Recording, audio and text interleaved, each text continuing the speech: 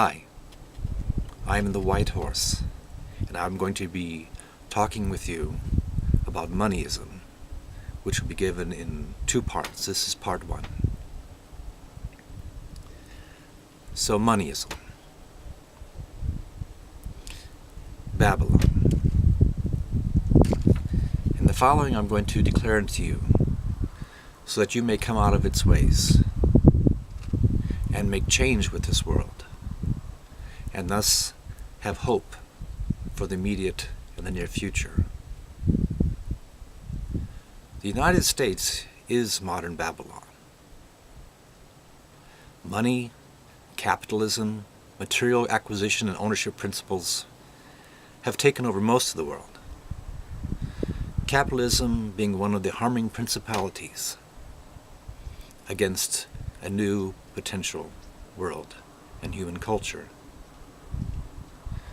People may think of the United States as a democracy, which it is only partial at best.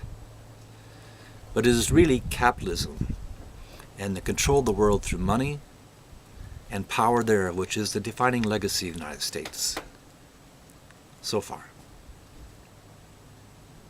As for democracy, the Greeks had it thousands of years ago. In the United States, democracy seems to barely exist at times. The so-called Republican Party, the richer controlling members of it, tried to tell the members who their candidate was going to be. Same for your Democratic Party. The superdelegates tried to tell you, and maybe did, present to you who they wanted their delegate to be. And then when you finally get to vote, well, it's really not you directly in the popular vote. The trouble with capitalism is that it is a relative material and financial system whereby approximately 15% of the people are constantly being pressured with financial material survival that are on the bottom. It's a relative system. With capitalism, there will never cease to be an end to oppression and brutality. That is not to say that for this earth now some form of communism is desired. Creativity and diversity tends not to be fostered with that system either. Creativity is a great blessing for people, for God, and needs to be continued. When capitalism really looked good, in the United States anyway, by the people who lived here,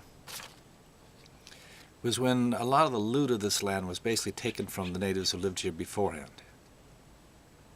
A second period when capitalism looked good by the people who lived here was when most of those bottom 15% of people being pressured in the system were working for pennies in places like China and Haiti and India, Mexico. And some of those countries are still doing that today in the system. But in more recent times, those bottom 15% pressured survivors are actually living in the United States, which is why it's felt more acutely now than before. There are better ways to live and interact as a society.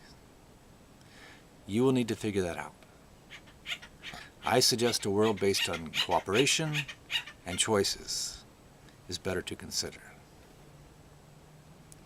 Capitalism and materialism are of course not just in the United States, but they exist in practices and people all over the world.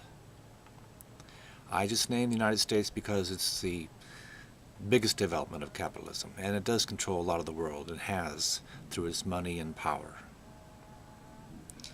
There's a reason a lot of people in other countries have not liked the United States. It's not jealousy per se, but a lot of the other countries have been pushed around by the financial and government powers of this country, a lot having to do with money. And the United States has routinely chosen to support militaristic and sadistic financial rulers of other countries instead of the people themselves. And this has been a terrible decision.